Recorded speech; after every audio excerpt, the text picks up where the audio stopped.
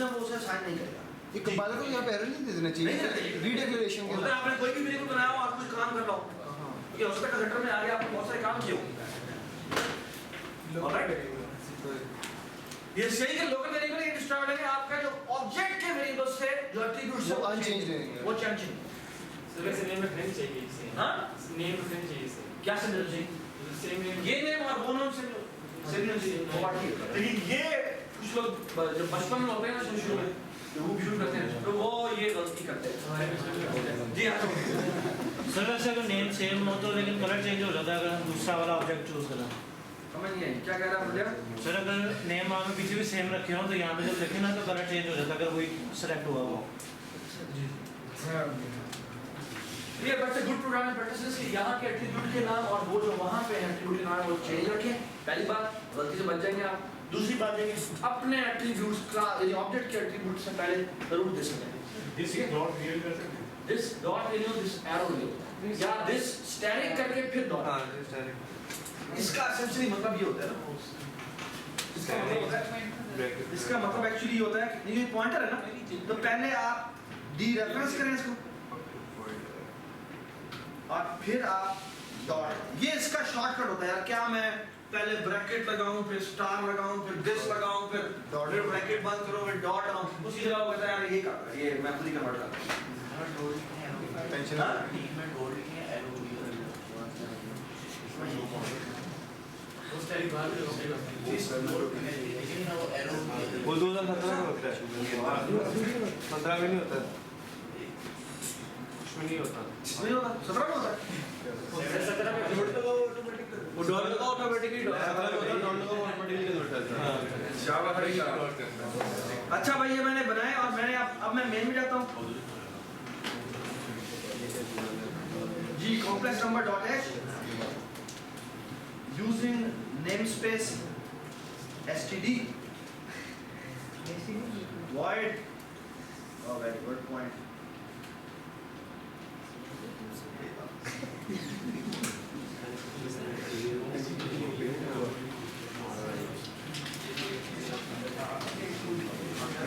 खामोश अड्डे हटा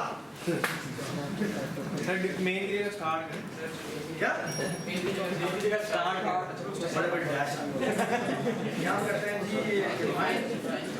टाइप डेफ सब टाइप डेफ भी देख ले आप पूछा ना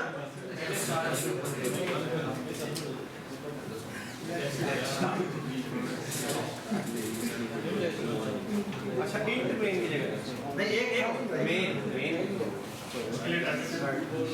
मेरे ख्याल में ये हो जाएगा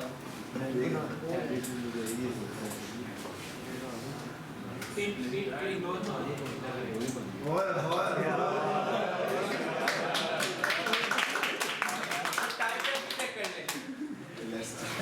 इस जरूर के बारे में ये typedef integer pointer typedef integer pointer और लिखता हूँ भाई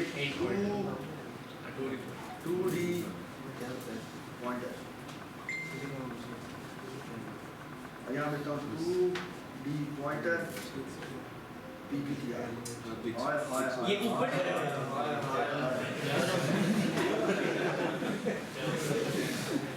ठीक है जी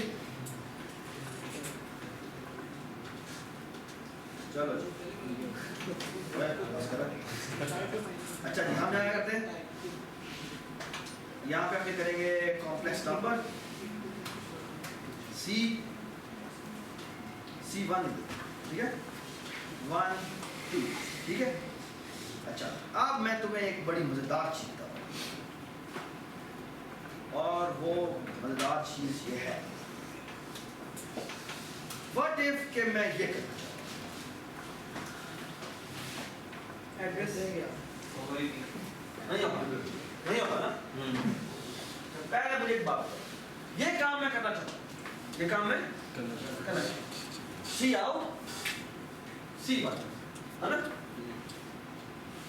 ये तो नहीं हुआ बाय द वे ये मैं क्या क्लास के अंदर बना सकता हूँ नहीं क्यों क्लास के अंदर बनाने के लिए जो रिक्वायरमेंट होती है वो ये कि लेफ्ट ऑपरेटर लेफ्ट वाला जो ऑपरेंड है वो क्या होना चाहिए क्लास वो उसी क्लास का होना चाहिए। मसला ये है कि क्या सी आउट जो है, जो लेफ्ट वाला ऑपरेटर है वो तो सी आउट है, क्या सी आउट कॉम्प्लेक्स नंबर का वो आया स्ट्रीम attribute? नहीं जनाब, वही है। Now we are in trouble. Now we are in trouble. ये सबको बात समझ आई? Everybody understand कि ये क्या हो है ना? All right. इसको थोड़ी देर में अपलोड करते हैं। ठीक है? देख रहे हैं आप? और वो हम एक्चुअली एक और पसंद है। ठीक है? और तुम भी एक नई चीज सीखो। बाद में कभी तुमने ये देखा, कभी इमेजिन किया ये भी हो सकता है? नहीं, कभी ट्राई नहीं कर हैं? C1 और ये C आउट दे देते हैं। ऐसा मजाक हाँ, अच्छा बाद में अब एक ऑपरेटर ये वाला कॉल हो सकता है। ऑपरेटर कौन सा कॉल हो सकता है? ये वाला किसका होगा? इस क्लास का ऑब्जेक्ट कॉल हो सकता है, ऑपरेटर कॉल होगा जिसमें कौन सा ऑपरेटर है? Operator left side. और जो इसमें ये पैरामीटर है वो किस टाइप का होगा? फंक्शन टाइप ना सी आउट। और सी आउट क्या होता है? सी आउट इज एक्चुअली, ये मैं लिख देता हूं, ये क्या पता है? ये सी आउट एक्चुअली एक क्लास है जो कि एक्चुअली इसका नाम एक्चुअली है, ये लिखा हुआ ओ स्ट्रीम। और एक्चुअली उसी क्लास में ना ये सी आउट का ऑब्जेक्ट भी बनाकर उन्होंने दिया। तो ओ स्ट्रीम एक्चुअली एक पूरी क्लास है जिसमें ये आपने वो हमने कंसोल से रिलेटेड काम जितने भी करने होते हैं ना, उसने उन्होंने बनाकर बताया मैं कैसे करना है। और उसी के अंदर एक सी आउट का ऑब्जेक्ट भी है जो उन्होंने एक्चुअली बनाकर आपको दिया। ओके? और उसके थ्रू आप चाहें तो कंसोल पर आउटपुट कर सकते हैं। ये बात है ना? जब हम सीओ अब एक बात जो मैं कहना चाहता हूँ वो ये कि हम एक्चुअली अगर ऑपरेटर ओवरलोड करेंगे तो उसमें लेफ्ट ऑपरेटर तो होगा कॉम्प्लेक्स क्लास का, राइट ऑपरेटर कौन सा होगा? ओ स्ट्रीम वो स्ट्रीम का होगा और वो भी कांस्टेंट के थ्रू जाएगा। वहां नहीं जाता है, नहीं मैं कौन सा नहीं जाएगा, और वो बाय एम्परसेंट है। बाय एम्परसेंट कॉपी नहीं बनेगी क्योंकि हम उसकी कॉपी नहीं बनाना चाहते। ये सी आउट वाली कॉपी मुझे बनानी चाहिए। बनाने देगा भी नहीं। हाँ? बनाने देगा इसकी बनाना कॉपी देगा इसकी टैक्सी बनाना देगा। सर जब ये तुम नहीं करेगा, मैं काम कर रहा हूँ। क्लास में सीओ करते हैं तब लोग ये भी थोड़ी देर बनाते हैं, पहले हम थोड़ा काम तो कर लेना यार। फिर हम एक काम करते हैं, पहले हम मतलब एसी के अंदर प्रिंट फंक्शन बनाते हैं। वॉइड प्रिंट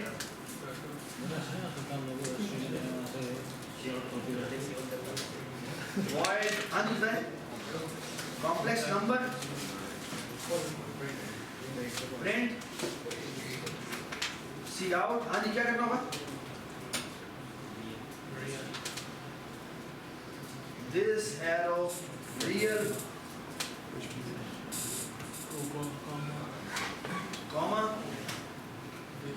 जितना है this arrow imaginary जी अच्छा आ गया। ये हैंडल कर लेते हैं यार। क्या हो गया? क्या हो गया? Include IOStream using name space space ठीक हो गया। और हम ये करते हैं C1 और C1 डॉट प्रिंट ठीक हो गया।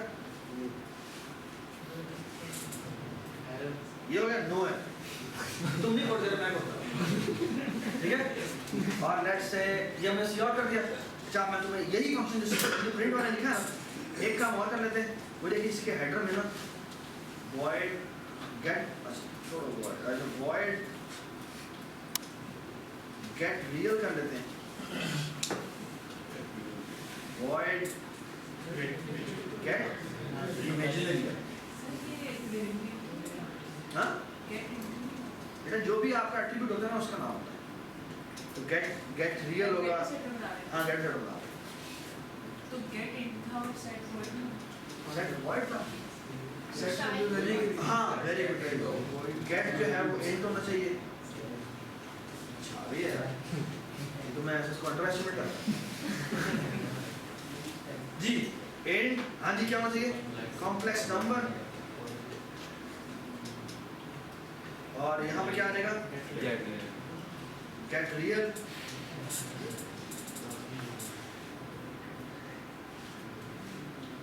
रिटर्न क्या होना चाहिए दिस एरो वैसे बाद में एक बात बताओ अगर मैं यहाँ पे दिस एरो रियल की जगह दिस एरो इमेजिनरी लिख देता तो वो कॉल मैं रियल करता लेकिन वो रिटर्न इमेजिनरी करता ठीक है और वो अलाउ करता ठीक है वो आपको अलाउ करता तो बी केयरफुल जैसा आप करेंगे वैसे ही होगा ठीक है फंक्शन का नाम रखने से कुछ नहीं होता उसके अंदर जो काम करने को कहा है वो काम करेंगे तो फिर ही होगा ये वो आपके इमेजिनेशन पे नहीं चलता वो जो आप लिखते हैं वो हाँ जो बोर्ड बोगे वही करेगा ठीक है इमेजमेंट हाँ जी रिटर्न क्या होना चाहिए दिस एरो हाँ जी क्या करते हैं इमेज ठीक हो गया आप देखिए जी मैं एक काम करता हूँ अब हम ऐसा करते हैं एक और ऑपरेटर लिख देते हैं जी ऐसे करते हैं एक फंक्शन लिखते हैं इसका नाम है and sorry complex number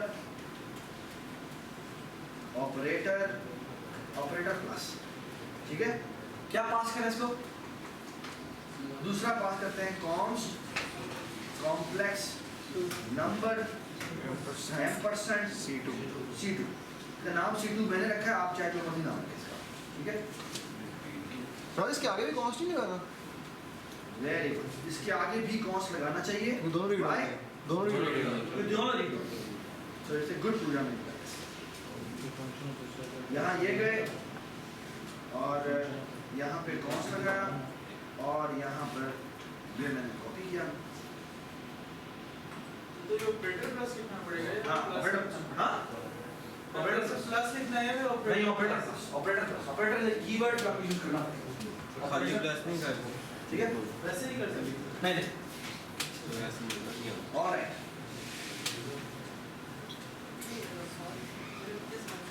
alright यहाँ क्या करेंगे एक और कॉम्प्लेक्स नंबर बनाते हैं इसका नाम रखते हैं रिजल्ट और रिजल्ट डॉट इमेज रियल को क्या कर देंगे हाँ जी बताइए क्या करेंगे हेलो भैया क्या करेंगे इसका रियल प्लस हाँ जी C2 डॉट और result dot imaginary is equal to this arrow imaginary plus C2 dot imaginary. हाँ C2 dot imaginary. या C2 डॉट इमेजिनरी और रिटर्न क्या कर देंगे RES जी इस रिटर्न रिजल्ट के ऊपर कौन सा कंस्ट्रक्टर कॉल होना था कॉपी कंस्ट्रक्टर लेकिन वो हमने इंप्लीमेंट नहीं किया हुआ तो कौन सा कॉल होगा शैलो कॉपी कॉल होगा किसका जो कंपाइलर में रखना होगा ठीक है ऑलराइट 0 वाला नहीं कोई भी नहीं बदला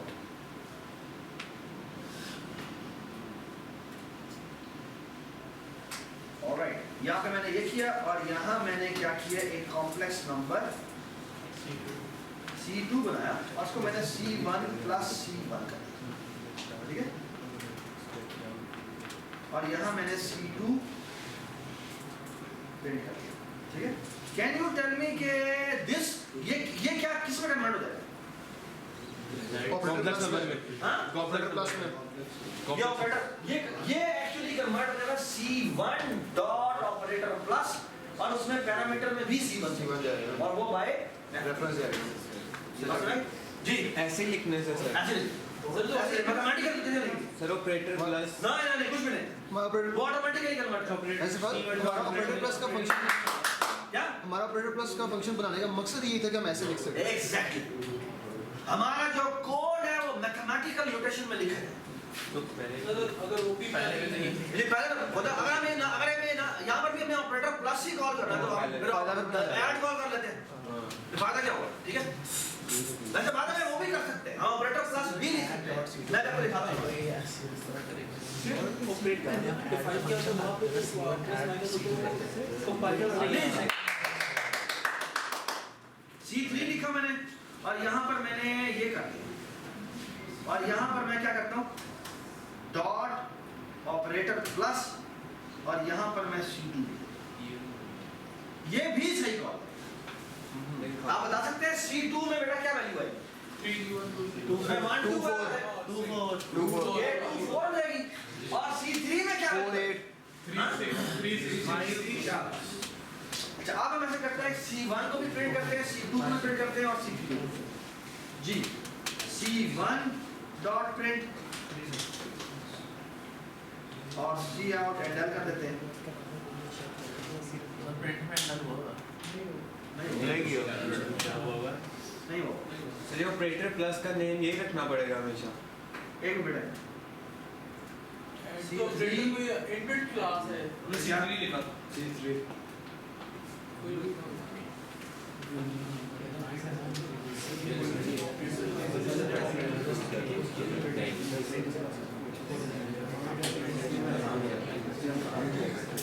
ये देखिए 1 2 2 4 और 3 ओके नेक्स्ट टाइम दोनों को ऐड कर दिया सबको बात सुना रही ऑलराइट हां एवरीबॉडी अंडरस्टैंड कि ये मैंने कैसा फॉरवर्ड किया इसी तरह चाहूं तो मैं प्लस भी लिख सकता हूं, इस तरह चाहूं तो मैं माइनस भी लिख सकता हूं, इस तरह चाहूं तो मैं डिग्री भी लिख सकता हूं, इस तरह चाहूं तो मैं मल्टीप्लिकेशन ठीक है जी। हम इस तरह एक मिनट छोटा सा एक काम रहता है हो जाएगा। अभी तक मैंने प्लीज बात सुनो, अभी तक मैंने ये C1 डॉट प्रिंट है ना, अब मैं आपको इसका प्रिंट फंक्शन के बगैर दिखाता हूँ, यानी ऑपरेटर ओवरलोड करूंगा और ऑपरेटर कौन सा C out operator overload C out की, ठीक है। अच्छा मैं आपके लिए दो इंप्लीमेंटेशन दूंगा, ठीक है, और ट्राई टू अंडरस्टैंड कि why I am doing this. पहली तो ये है कि मैं यहाँ पर ये call C out C1 okay, ये नहीं चलेगा, ठीक है, ये नहीं चलेगा। क्यों नहीं चलेगा? क्योंकि आपको पता है कि कैन यू टेल मी कि इस ये अगर मैं लिखूं तो एक ऑपरेटर तो हम हमारे प्रोग्राम में कौन सा फंक्शन ओवरलोड होना चाहिए? C out वाला नहीं ये ना ऑपरेटर ये ओवरलोड होना चाहिए पहली बात। उसके अंदर दो पैरामीटर पास होने चाहिए, एक होना चाहिए ओ स्ट्रीम का ऑब्जेक्ट और एक कॉम्प्लेक्स नंबर का ऑब्जेक्ट। ओ स्ट्रीम अच्छा बाय द वे अगर आप या तो वो ग्लोबली डिफाइन होना चाहिए या वो ओ स्ट्रीम की क्लास में डिफाइन होना चाहिए। क्या C आउट तो उसमें बाय डिफॉल्ट दिस पैरामीटर जा ही होगा और उसमें C1 जो है वो कॉम्प्लेक्स नंबर का बाय रेफरेंस जाना चाहिए कॉन्स्ट के साथ। Everybody agree to this? मसला ये है ओ स्ट्रीम की क्लास तो हमने नहीं लिखी, ओ स्ट्रीम की क्लास इन्होंने लिखी है जी जिन्होंने ये विजुअल स्टूडियो बनाया है ना, तो उसका तो आपको एक्सेस ही नहीं है, ऐसी है उसमें जाकर तो हम फंक्शन नहीं दे सकते, उसमें जाकर फंक्शन नहीं दे सकते। हाँ लेकिन एक काम कर सकते हैं, हम चाहे तो हम अपना फंक्शन लिख सकते हैं किस क्लास में? अपनी क्लास में। अपनी क्लास में। हाँ लेकिन अपनी क्लास में करने के लिए C1 को इधर होना चाहिए, C आउट को इधर होना चाहिए। ये सबको बात समझ आई? और वो मैं ऐसे करता हूँ, यानी यहाँ पर मैं ऑपरेटर ऐसे डिफाइन करूँगा। Look at this, I will going to define look at this में क्या करूँ कि रिटर्न टाइप में वॉइड करूँ, वो कुछ रिटर्न नहीं करता, ठीक है। ऑलराइट, इसका नाम है जी ऑपरेटर दिस और इसको पैरामीटर में क्या जाता है ostream C out M%, नाम है इसका कंसोल राइटर, ठीक है। कौन सा नाम मेरी मर्जी जो मर्जी नाम रखूं मैं, सर कॉन्स्ट नहीं करना सर। हाँ कॉस्ट कॉस्ट मेरे ख्याल में नहीं करते, ये C और कॉस्ट नहीं होता, ठीक है। तो मेरे ख्याल में इसको होस्ट ही मिलता है, उसने जाके अपने अंदर स्क्रीन रखी होती है ना, और वो स्क्रीन पे जाके राइट कर रहा होता है, तो एक्चुअली उसने बैक एंड पे एक 2D अरे रखी होती है, तो वो जाके उसने अपनी कंसोल स्क्रीन पर राइट करना होता है, उसे कॉन्स्ट नहीं, ठीक है। और बाय द वे वो जो उसने कॉन्स्ट रखा होता है ना, वो कॉन्स्ट पॉइंटर होता है, वो एक्चुअली पॉइंट करता है स्क्रीन की अरे के ऊपर। और बैक एंड पे जो हमारी कंसोल पे जो स्क्रीन आ रही है ना, वो एक्चुअली बेसिकली एक रैम में एक जगह होती है जिसको वीडियो मेमोरी कहते हैं, वो वहाँ पर पॉइंट कर रहा था, वो भी काइंड ऑफ आई मीन, और वो हार्ड मेमोरी एड्रेस होता है, वहाँ पर जो भी आप राइट करेंगे जाके वो जाके राइट करेंगे, ठीक है। तो आप एक्चुअली अपना कंसोल भी बनाना चाहें तो बना सकते हैं, है ही पॉइंटर इज लेवलिंग चीज़ है, मैं नहीं कह रहा मैं लेवलिंग। चलो ठीक है, एवरीबॉडी अंडरस्टैंड ये क्या किया मैंने। और इसको हम ऐसे करते हैं, जाके डिफाइन करते हैं, और डिफाइन बेटा ऐसे करते हैं, यहाँ जाते हैं, यहाँ जाकर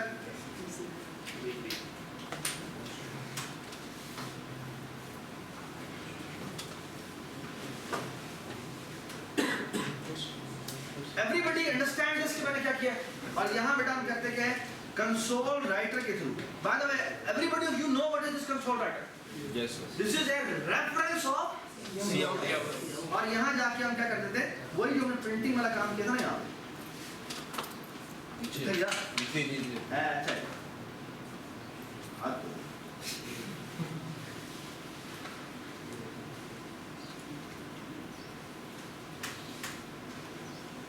ये हाँ ऊपर इंक्लूड नहीं किया ना सर आयो के अंदर दोनों नहीं आ जाते?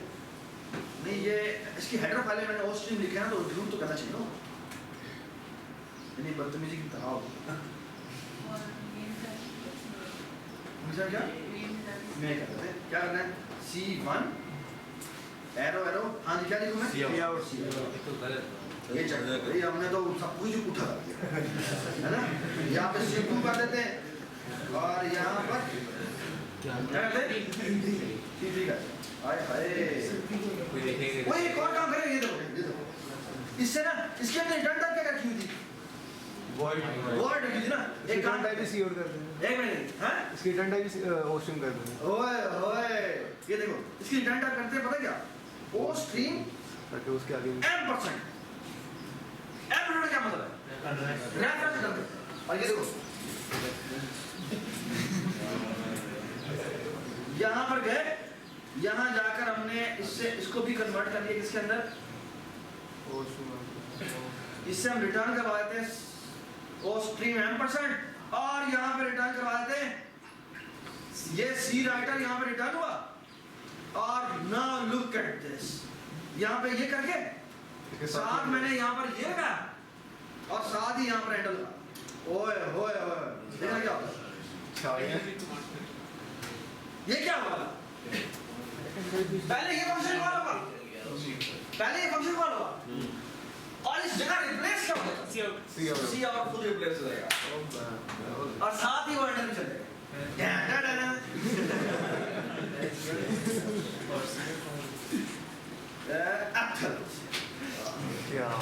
क्या बात है, C2 लिखा है पर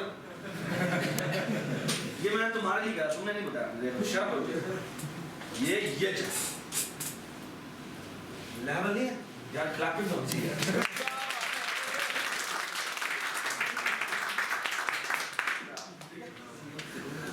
So you can see कि आप ये ऑपरेटर्स चाहे तो आप ओवरलोड कर सकते हैं, ठीक है, ऑलराइट। एक ऑपरेटर मैं आपको ओवरलोड और करना बता देता हूँ, और जी हम जो ऑपरेटर प्लस था उसमें भी हम यही वाला काम कर सकते हैं ना, कि वो रिटर्न भी ऑपरेटर प्लस ही करते हैं, इस तरह काम। शाबाश, यानी ऑपरेटर बेटा ये यहाँ अभी तक ना हम ये नहीं कर सकते, देखना मैं ये लिखूँ ना, ये C1 प्लस C1 लिखा हुआ है, और यहाँ पर मैं प्लस C2 ठीक है। कैन यू टेल मी कि यहाँ क्या हुआ, ये काम ठीक करेगा, सॉरी मैं इसको ना दोबारा C1 ही करता हूँ। कैन यू टेल मी ये कैसे काम करेगा, मोहित ना आप आपके ख्याल में कैसे काम करेगा? पहले दो C1 होंगे, पहले शाबाश, ये C1 dot operator plus call होगा, और उसमें भी C1 ही चलेगा। इसने रिटर्न क्या करना है, फिर वो C2 को जो वैल्यू है वो साइन ना अभी साइन वो उसने अंदर अपने रिजल्ट बनाया और वो एक रिजल्ट रिटर्न करेगा और वो बाय कॉपी रिटर्न करेगा, which means एक नई टेम्परेरी स्पेस बन जाएगी। वो टेम्परेरी स्पेस यहाँ रिप्लेस हो और फिर उस टेम्प का डॉट C1 कॉल हो जाएगा। वो भी कॉम्प्लेक्स नंबर की टाइप। वो भी कॉम्प्लेक्स नंबर तो वो चल जाएगा और वो टेम्प का डॉट ऑपरेटर प्लस कॉल होगा और उसमें ये C1 दोबारा एज ए पैरामीटर चल जाएगा और उन दोनों की एडिशन से एक और रिटर्न होगा जो कि डायरेक्ट टेम्प होगा तो वो साइड में जाएगा और वो यहाँ पर रिप्लेस हो जाएगा और वो वैल्यू इसको बस नहीं तो 1 2 + 1 2 + 1 2 अब आंसर क्या आना चाहिए? आना चाहिए 3 6 और यहाँ पे क्या आना चाहिए? 4 ठीक है, देखते ही आते हैं सिर्फ प्लस नंबर। ये आगे मेक सेंस? तो आपको समझ में आई वहाँ पर उसकी रिटर्न टाइप से एक और फायदा मिलता है, वो कैस्केडिंग वाला काम है। समझते हैं कैस्केडिंग? कैस्केडिंग मतलब है एक ऑपरेशन हुआ उसके बाद वो उसका रिजल्ट रिप्लेस हो गया और वही आगे चल रहा। एक्चुअली तो देखो तुमने सी आउट में भी यहाँ पर क्या किया है? वही कैस्केडिंग की है। ये आया और साथ ही वो आगे कैस्केड या फिर यही चीज ये इंस्ट्रक्शन सी आउट से रिप्लेस हुई और ये बात समझ में? Everybody understand this thing, है ना? सर अगर हाँ ऑपरेटर प्लस वाला फंक्शन जरा खोलें तो दोबारा। हाँ? ऑपरेटर प्लस वाला फंक्शन खोलें। और समझिए।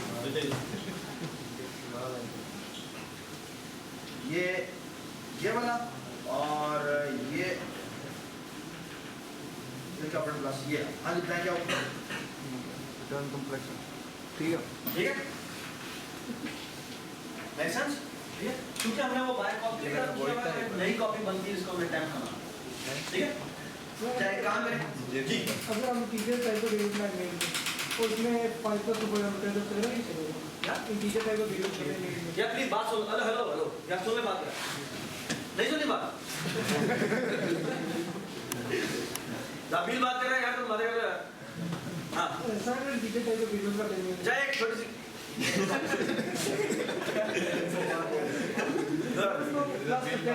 ये ना पेटी हो तो वो पीछे जो आप वो सिस्टम का अपना यूज। हाँ एक बात है मैं भी एक चीज कर रहा हूँ आपने बताना है कि ये क्या हो रहा है। ठीक है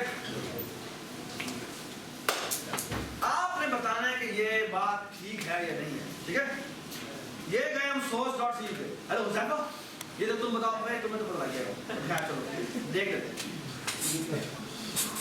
अच्छा याद रखो ये मैंने एक कॉम्प्लेक्स नंबर C4 बनाया। क्या बनाया? C4 ठीक है तुम्हारा नाम क्या? तभी ये हो जाएगा ये हो जाएगा हाँ? क्यों हो जाएगा? आई वहाँ पे 0 देगा आई 0 देगा ऊपर फिर मैं ये 2 हो जाएगा ये ये C4 बना है एक्चुअली कंस्ट्रक्ट कॉल हुआ है और C4 में ये वाली जो चीज है ये एक्चुअली इसका पहला एक हेडर कॉल है जिसको एक पैरामीटर पास होगा दूसरा ऑटोमेटिकली 0 ठीक है एक और बात रेहान तुम्हारा रास्ता रेहान सुन यहाँ पर मैं करता हूँ एक सुनो बात सुन लो भैया यहाँ पे गए C1 बस हमारा प्लस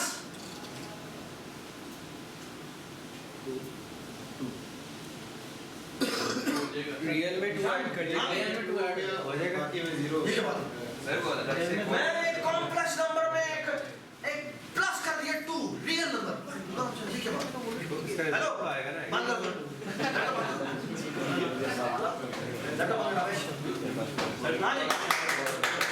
मोइस क्या मसला है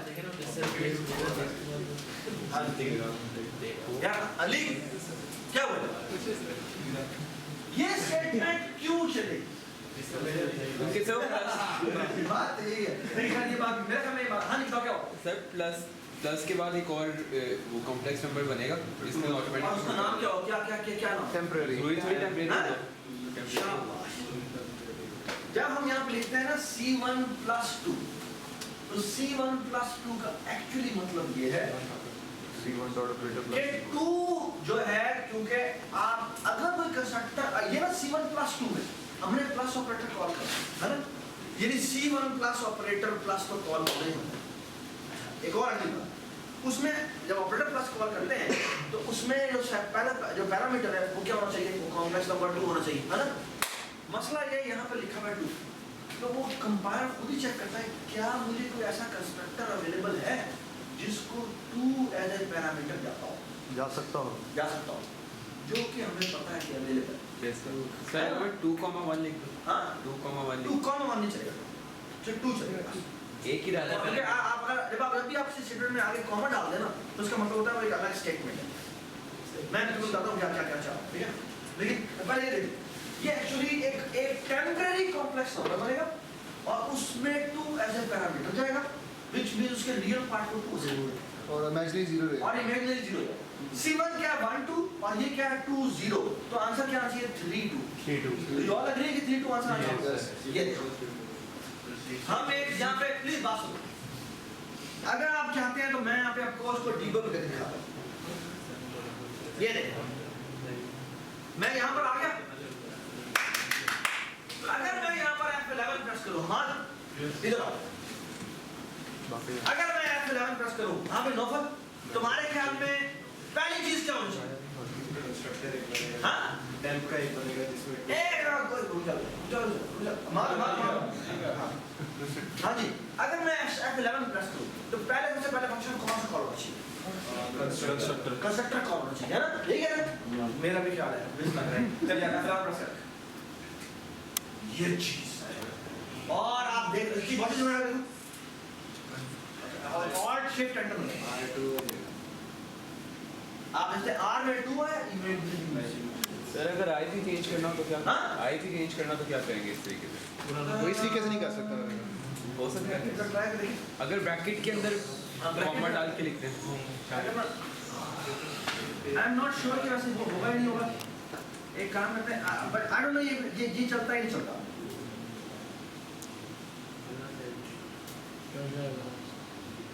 चलना चाहिए।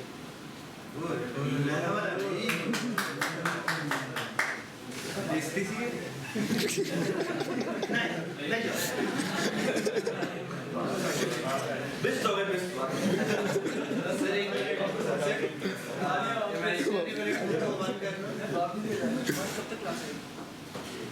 बस ये सब। सर फायदा नहीं फिर इसका। हाँ? फायदा नहीं क्या? इसका। बस मैं बताना चाह रहा हूँ कि ये क्या? क्यों है? नहीं वो उसकी जगह का मतलब कुछ और है। जब भी आप ये लिखते हैं ना, जब भी आप मैं से क्या चाह रहा हूँ, जब भी बात करें, अगर आपने फॉर एग्जांपल यहाँ पर लिखते हैं integer a, b, comma separated आप जो मर्जी चाहे लिख सकते हैं। आप चाहे तो कॉमा सेपरेटेड ये भी लिख सकते हैं, सी आउट है कॉमा, सेमीकोलन होता है ना, वो एक स्टेटमेंट खत्म हो जाती है। कॉमा सेपरेटेड आप चाहे तो 1000 स्टेटमेंट खत्म। यानी फॉर एग्जांपल मैं लिख सकता हूँ कि a plus plus comma b minus minus c, आप जितनी मर्जी चाहे लिखिए, ठीक है। ये आपने एक जगह यूज की होगी, फॉर एग्जांपल फॉर लूप क्या है, 2 बार करते हैं। हाँ 2 वेरिएबल्स इकट्ठे इंक्रीमेंट और डिक्रीमेंट। ठीक है, वो दो इकट्ठे वेरिएबल यूजुअली ये डिक्लेरेशन हो रहा है, ठीक है। यार कुछ एक ना गलती बताने की जो कुछ बच्चों ने की थी, और वो मैं बताना चाह रहा हूँ कि वो मेरे ख्याल में एक दफ़ा बतानी ज़रूरी है ताकि लोग बार बार टेस्ट ना हो। और वो ये है कि फॉर एग्जांपल अगर मैं एक स्टेटमेंट लिखता हूँ इफ, यहाँ पर लिखता हूँ for example some ai is less than for example some condition, और यहाँ मैंने लिखा था फॉर एग्जांपल कि ai, यहाँ पे मैं आई लिखता हूँ, मैंने ai को कोई वैल्यू से, कोई वैल्यू है, ठीक है, लेकिन इसकी कोई वैल्यू फॉर एग्जांपल 20 है, मैं इक्वल टू की जगह डबल इक्वल टू। सर ये नहीं चलेगा, ये मुझे नहीं चलता बहुत सीखने कौन अच्छा, अगर आप ये डबल इक्वल टू लिखते हैं, जब आप ये लिखते हैं ना, जब ये शब्द लिखते हैं, इस के यार बात सुनो यार, ये जो स्टेटमेंट है ये कंपेयर तो करना है, कंपेयर करने के बाद उसकी बेस पर कुछ नहीं अच्छा सर ये मैं था ये बूलियन से रिप्लेस है। क्या बात सुना है, इसकी बेस पे कुछ नहीं होता ना, कुछ भी नहीं होता। अच्छा कंपाइलर ऑटोमेटिक, ये कंपाइलर आपको कंपाइल करता है ना, कंपाइलर कंपाइल करने के बाद बड़ी सोफिस्टिकेटेड चीजें लिखी होती है इसमें, ठीक है। वो ना जब वो एग्जीक्यूट, आपको पता है, आपको मैंने बताया थी बात यार मैंने आपको बात बताई थी, कंपाइलर जो है जब आप अपनी कोड लिखते हैं तो वो कोड को कन्वर्ट करता है इसके अंदर, तो वो इंस्ट्रक्शन जो फजूल की इंस्ट्रक्शन होती है ना उनको वैसे फाइल पहले फाइल वो तो उसका कोड जनरेट ही नहीं करता। फॉर एग्जांपल अगर आपने ये लिखा ना कोड, फॉर एग्जांपल आपने ये कोड लिखा, इफ फॉर एग्जांपल मैंने लिखा हो फॉर एग्जांपल मैंने लिखा a is equal to a, ठीक है, a is equal to some 6 और उसमें मैंने a is equal to a लिखा, क्या मतलब हाँ ये अरे तो एक्चुअली ये स्टेटमेंट निकालते हैं, वो एक्चुअली ये पूरा नहीं रिमूव करते, इसमें इसका कोई इम्पैक्ट नहीं है। तो आपको कभी भी आ जाएगा इससे पहले वाले सिचुएशन में एक्चुअली फिर सारा यहाँ पे डायरेक्ट आ गया, वो क्यों यहाँ पर आता है, वो एक्चुअली कर रहा है इसलिए तो यूजलेस कोड है, जरूरत नहीं है आज ठीक इसका बात सुना, ठीक है, एवरीबॉडी अंडरस्टैंड। इसी तरह एग्जैक्टली इसी तरह ये इफ वो चेक करता है, हो सकता है उसने कोई ऑपरेटर कॉल किया, कोई फंक्शन में कोई चेंज वाला कभी हो, वो ये तो करेगा, लेकिन वो ये लाइन नहीं चलाएगा, वो चाहे ट्रू हो चाहे वो फॉल्स, इफ भी नहीं चलाएगा। हां नहीं वो इफ चलाएगा, डिबगर में क्या हो सकता है वो ये कुछ कंडीशन हो सकता है कोई ये कंडीशन कोई काम कर रही हो।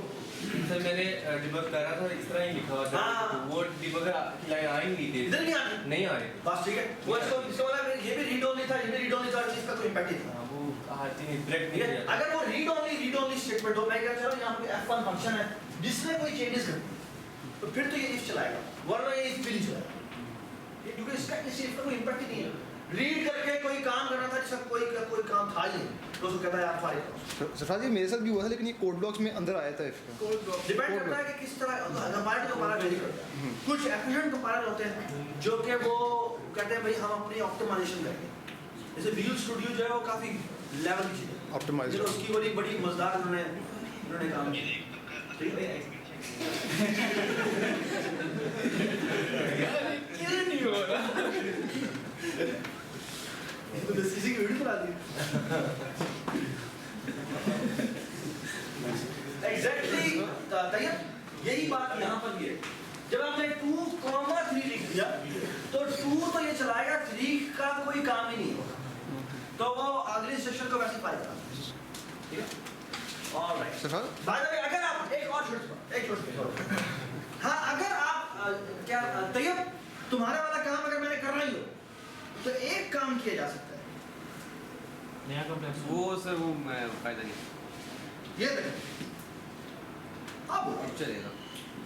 अब मैंने एक्चुअली किया क्या है, बाय द वे मैंने यहाँ पर C1 प्लस मैंने कंस्ट्रक्टर कॉल किया, अगर मैंने कंस्ट्रक्टर कॉल किया तो एक्चुअली ये नया बनेगा जो टेम्परेरी होगा और वो इसकी जगह रिप्लेस हो जाएगा और ये इसका एडिशन होगी और ये फंक्शन कॉल होगी। अब देखना C4 में क्या होता है, क्या चाहिए 3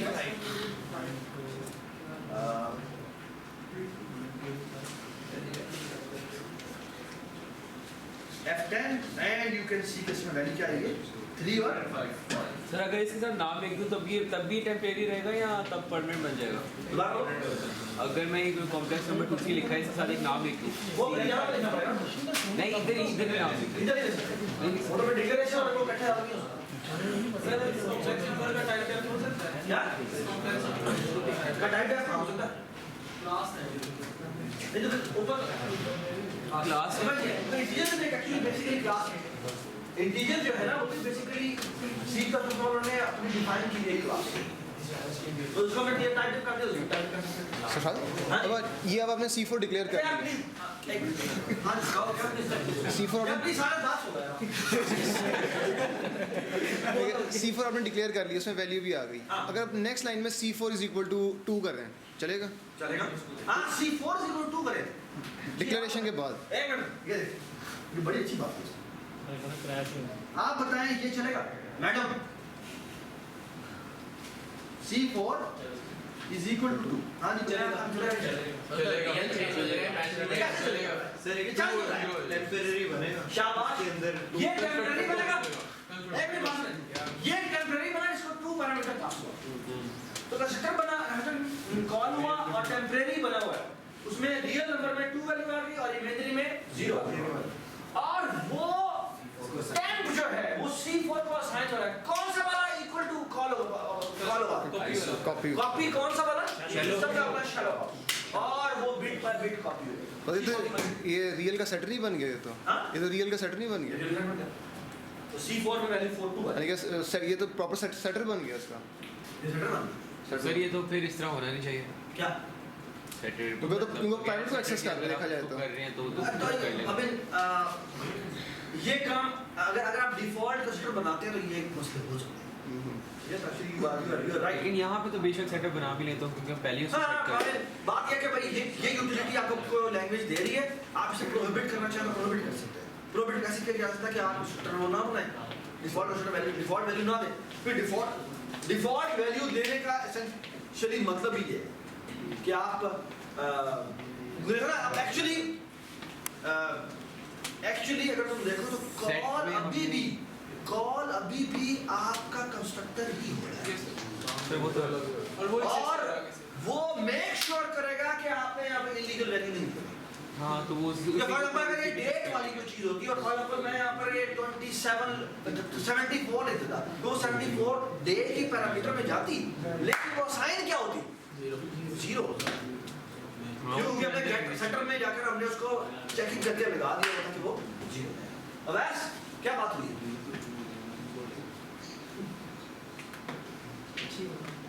फिलहाल क्या बात हुई क्यों हो रही है क्या बात हुई ये वो जो है टेम्परेरी स्टोर हो जाएगा सर और हमारा रेफरेंस बहुत अफसोस वाली बात है कैन यू रिपीट हाँ कि मैंने क्या बात की तो हमने कहा कि अगर हमने C4 is equal to 2 लिया ना तो उसकी कंस्ट्रक्टर कॉल करना अगर C4 जो है वो एक्चुअली कोई डेट होगी और डेट में मैंने आपको पता है कि उसमें 3 पैरामीटर जाएंगे डेट और अगर मैंने उसको इक्वल टू कर दिया सम डे और डे की वैल्यू मैंने 76 तो कंस्ट्रक्ट तो वहाँ देखिए था ये काइंड ऑफ हमारा सेटर नहीं खुद ब खुद कॉल हो रहा एट्रीब्यूट हाँ हाँ बिल्कुल ऐसे ही हो रहा है लेकिन वो हमारे फंक्शन के थ्रू जाएगा और वो कैसे जा रहा है वो कहता है कंस्ट्रक्टर कॉल करो कंस्ट्रक्टर कॉल करके फिर वो इक्वल टू की बात जो मर्जी आप कंडीशन लगा सकते हैं हम स्टॉपिंग करना चाहें तो हम कंडीशन स्टार्ट कर सकते हैं अब अगर C4 को हम प्रिंट करेंगे तो वो 2-0 करेगा कि 2-5 कंस्ट्रक्टर कॉल हो गया और वो बिट बाय बिट कॉपी भी होगा फिर तो सेटर वाला काम ना हुआ ना हाँ? फिर तो सेटर वाला काम ना हुआ क्योंकि सेटर ने तो सिर्फ एक रियल कंस्ट्रक्टर कॉल हो गया और वो बिट बाय बिट कॉपी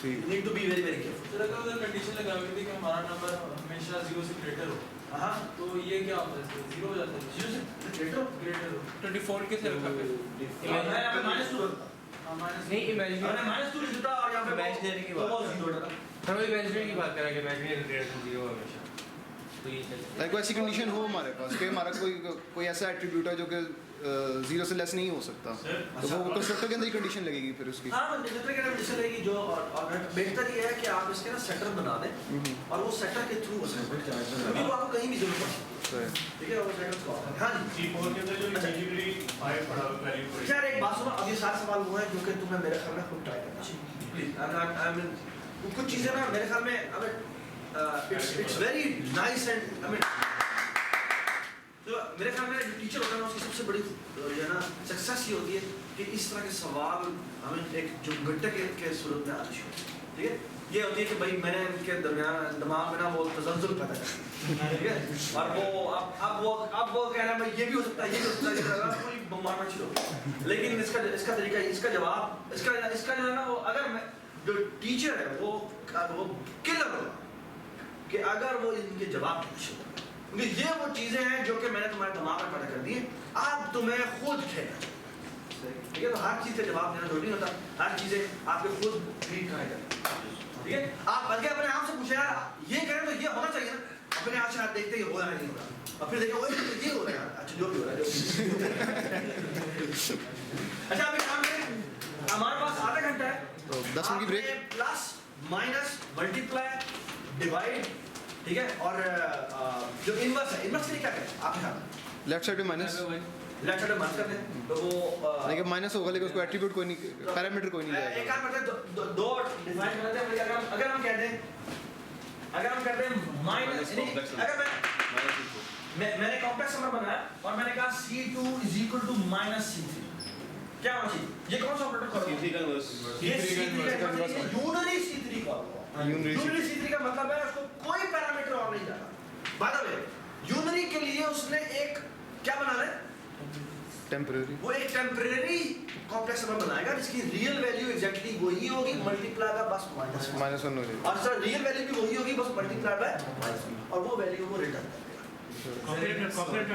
हाँ सर अगर मैंने किया -C3, हाँ तो अगर मैंने C आउट किया नीचे C3, हाँ, तो माइनस पे आएगा। नहीं C3 कुछ नहीं होगा, अच्छा C3 इसके अंदर एक और रिजल्ट बनना है जिसकी रियल की वैल्यू जो होगी वो मल्टीप्लाई बाय माइनस हो जाएगी और कॉम्प्लेक्स की वैल्यू भी मल्टीप्लाई बाय माइनस, ठीक है। बी केयरफुल, आपने जो मेक श्योर करना है वो ये कि मेक श्योर कि आपके ऑपरेटर्स के जो पैरामीटर्स हैं वो बिल्कुल वही होने चाहिए जो कि रिक्वायर्ड है, ठीक है। बाय द वे आप ऑपरेटर इक्वल टू भी अब ओवरलोड कर सकते हैं, ये बात सुना है आपने, जो मैं अभी आपसे रिक्वायर कर रहा हूँ कि आपने कौन से ऑपरेटर ओवरलोड करने कॉम्प्लेक्स नंबर की क्लास में, ये वो लिस्ट है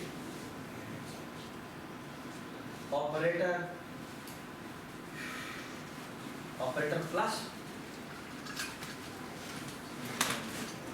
operator minus, operator multiply, operator divide, okay, फिर operator plus, operator minus, but ये कौन सा वाला है, यूरिनरी, यूनरी, जो कि एडिटिव